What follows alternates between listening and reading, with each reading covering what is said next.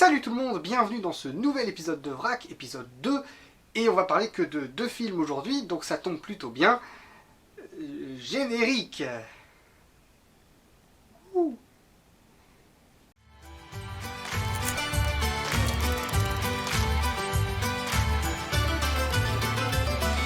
Les chroniques du lombric.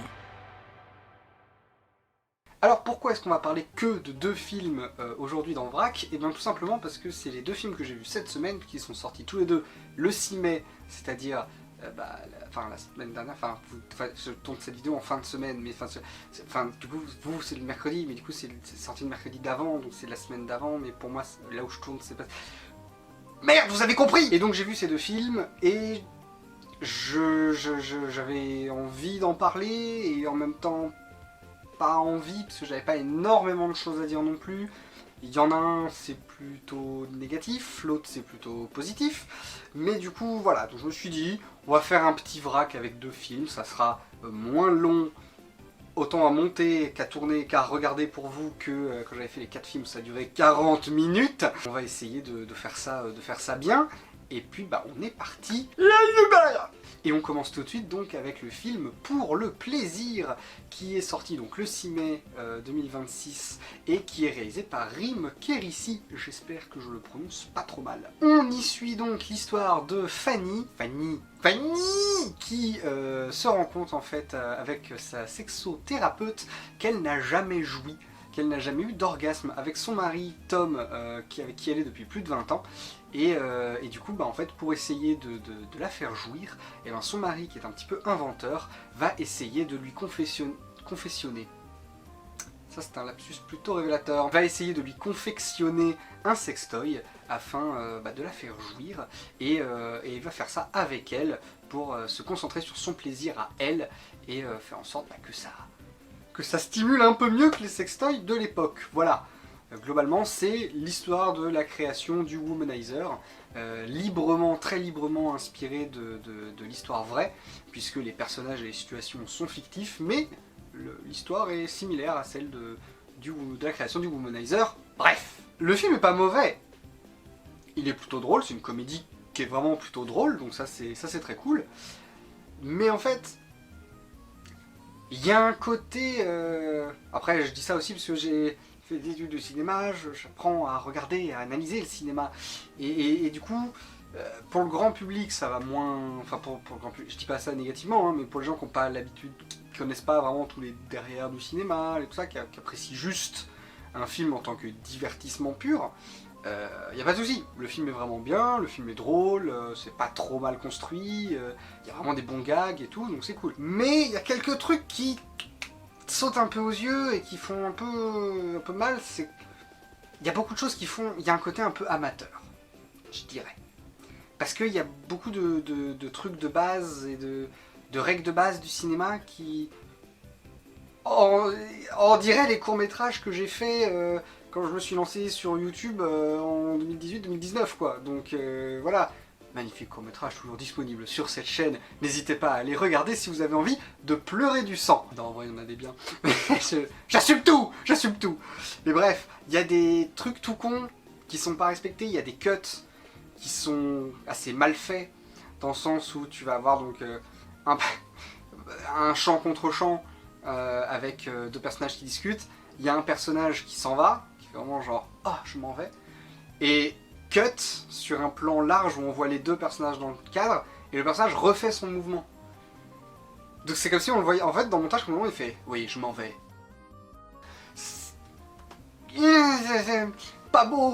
C'est pas beau, c'est pas très fluide. Et il y a plein de moments comme ça où il y a des faux raccords un petit peu gênants comme ça, dans des cuts mal faits, un tout petit peu trop tôt, ou un tout petit peu... Enfin voilà, c'est...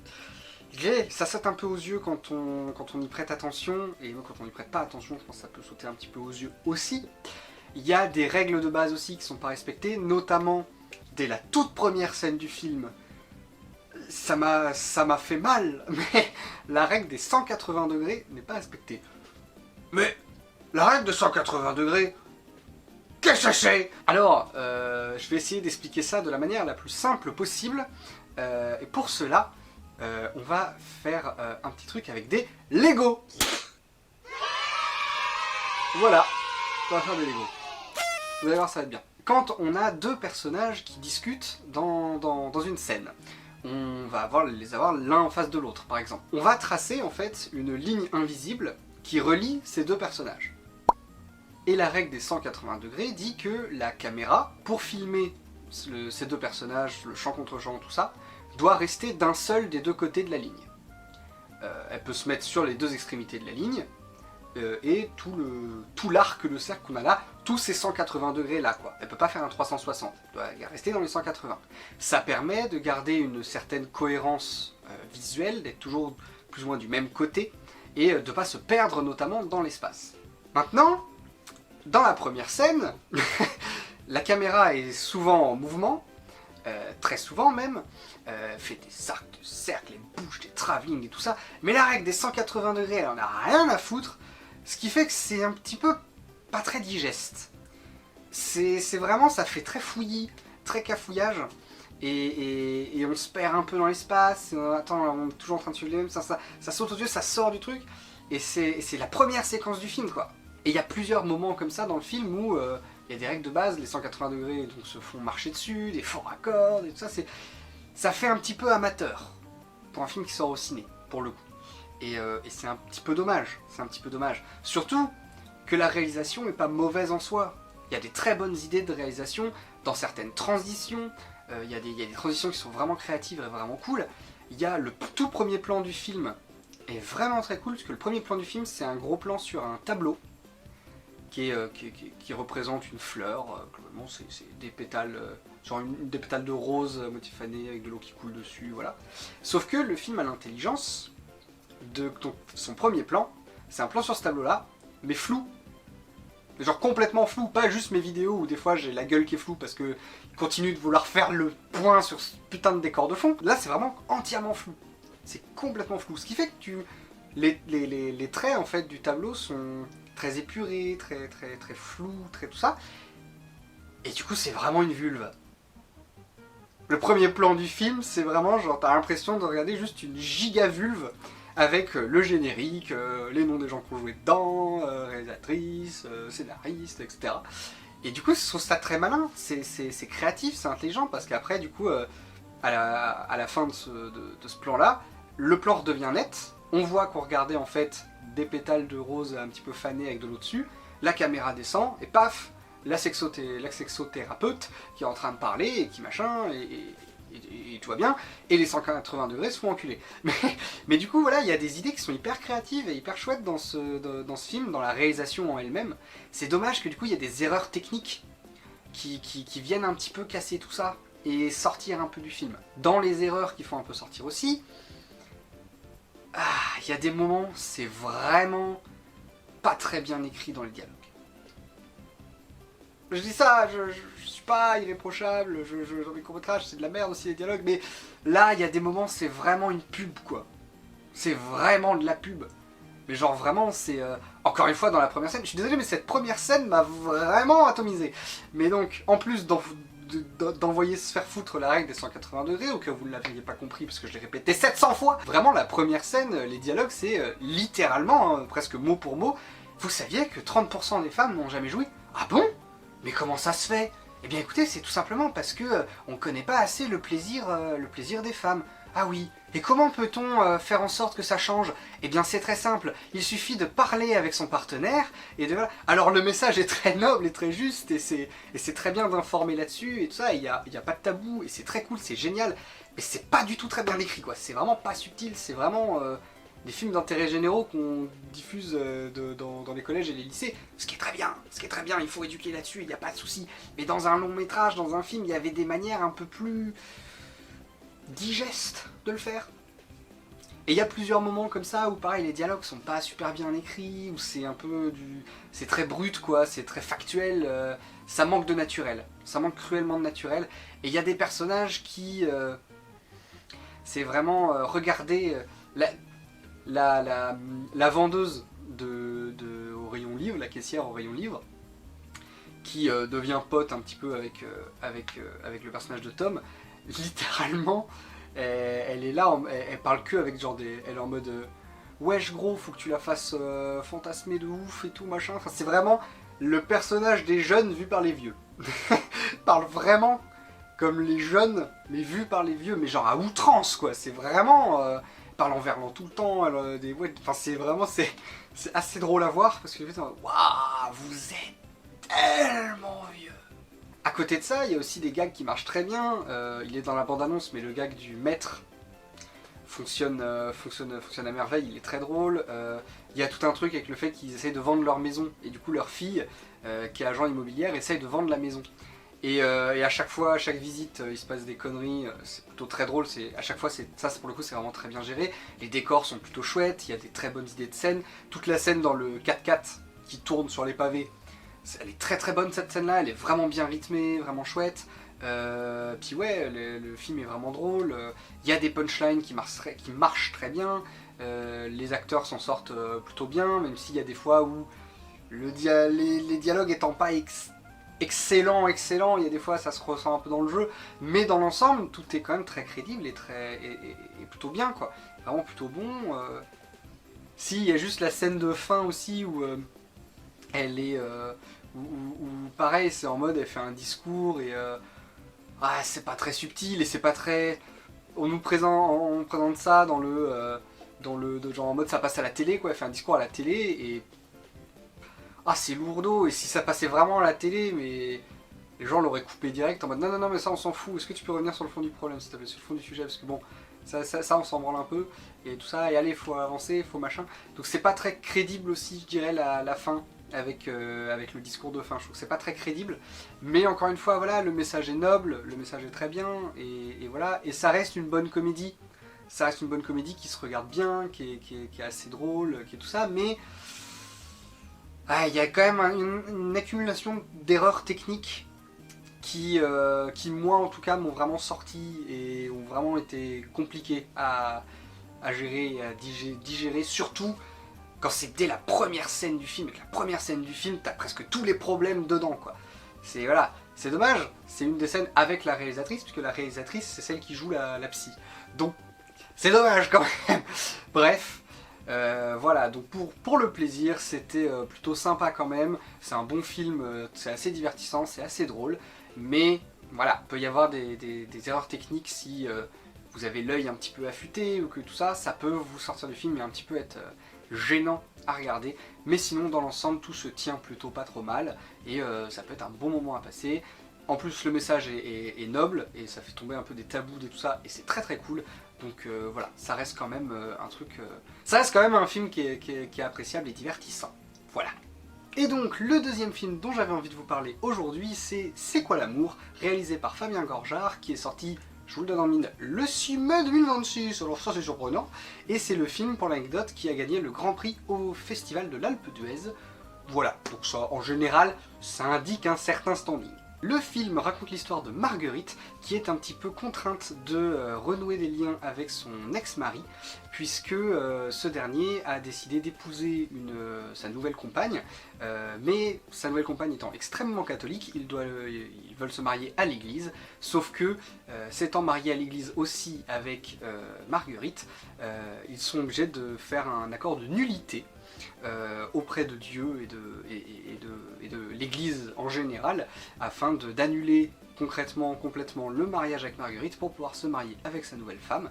Et donc Marguerite va être propulsée un petit peu dans tout ça, dans toutes les démarches, dans cette nullité du mariage, qui vont les conduire jusqu'au Vatican carrément, où ils vont partir en voyage, et où ça va un petit peu remuer Marguerite et ses sentiments à l'intérieur d'elle. Voilà, ça va raconter, ça va montrer un petit peu l'amour de différents aspects, de différentes formes, et au travers du prisme de cette famille qui va s'agrandir, et où il y a beaucoup de personnages qui vont vivre plein de belles choses et de choses moins belles. C'était très bien, c'était super, voilà, c'était vraiment très cool. C'est assez touchant, c'est assez... Là pour le coup, pour la crédibilité et pour le côté naturel, on va dire, que j'ai un peu reproché qu'il n'y avait pas assez dans le film d'avant, là on y est complètement. Je trouve que vraiment les personnages de Fred et de Marguerite, donc les deux personnages principaux, ils fonctionnent très bien, ils sont hyper naturels, on dirait vraiment de vrais êtres humains pour le coup. je dirais presque qu'ils ont improvisé un peu leurs répliques et leurs scènes, parce que c'est... Ouais, il y a un naturel qui en ressort, et ça, et les petits moments de comédie fonctionnent très très bien. On est assez touché par tout ce qui se passe, on comprend vraiment toute l'évolution du personnage de Marguerite, tout ce qu'elle peut ressentir à ce moment-là, où du coup elle commence à être un peu perdue aussi dans ses sentiments, vu tout ce que ça fait ressortir. Voilà, et on prend vraiment du plaisir à la suivre et à tout ça, et tous les personnages sont attachants, même des personnages qui sont un petit peu plus, on va dire, détestables. Je pense notamment à la fille qui a eu Marguerite avec son nouveau mari, qui est avec son copain, toujours fourré avec son copain, en train de se lécher les amygdales, c'est un bonheur. Tout se fait, et du coup elle s'engueule.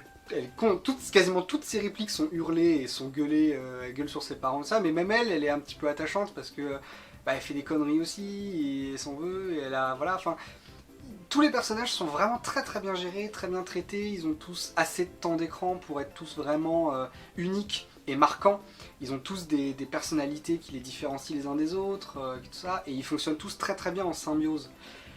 Et ils ont une alchimie qui est vraiment super. Même la nouvelle femme de Fred, de l'ex-mari, la super Cato et tout, elle est assez chouette et assez originale et assez attachante aussi sur certains aspects. Enfin, elle a aussi des trucs qui vont être un peu chamboulés et tout ça.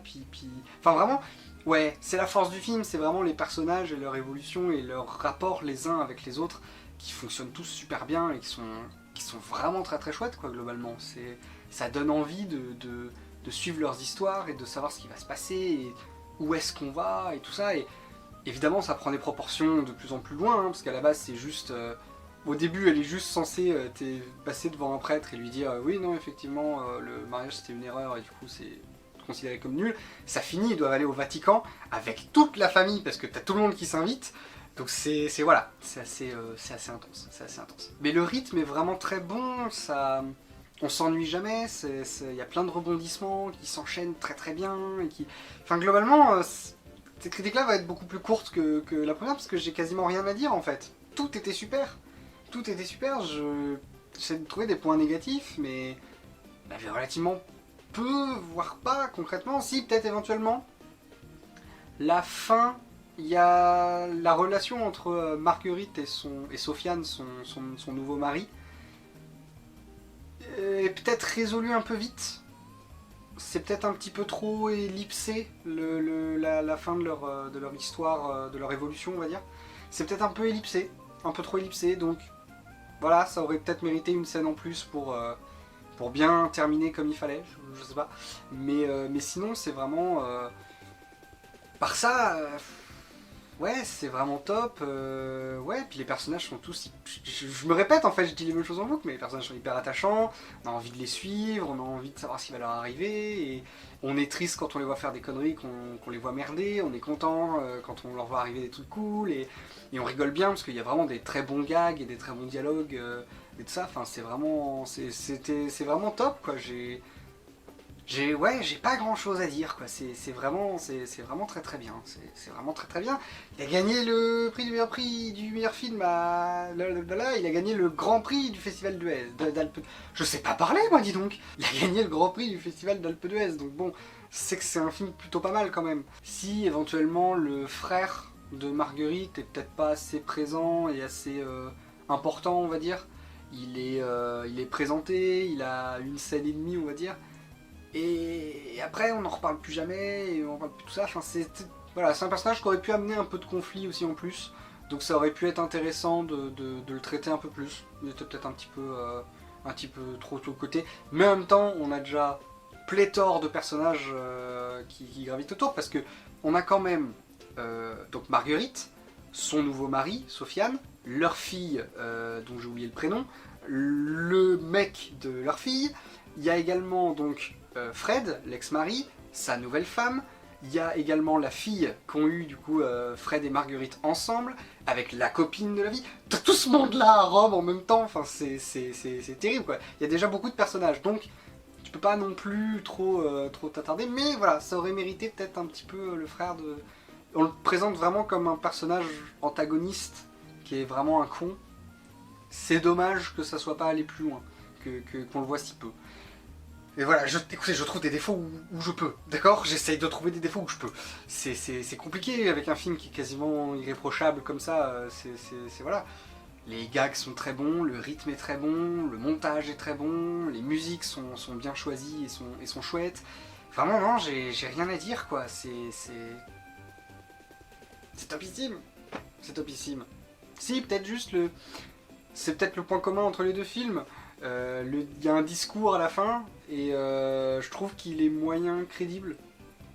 J'ai du mal à me dire que dans un événement comme celui-là, de ce qu'il y a à la fin, quand dans ton discours, tu parles et tu fais vraiment une grosse parenthèse sur quelqu'un qui a vraiment rien à voir, qui est concrètement avec l'événement, quoi. J'ai du mal à trouver ça parfaitement crédible, mais c'est du chipotage, donc le tout fonctionne super bien quand même, hein, donc voilà.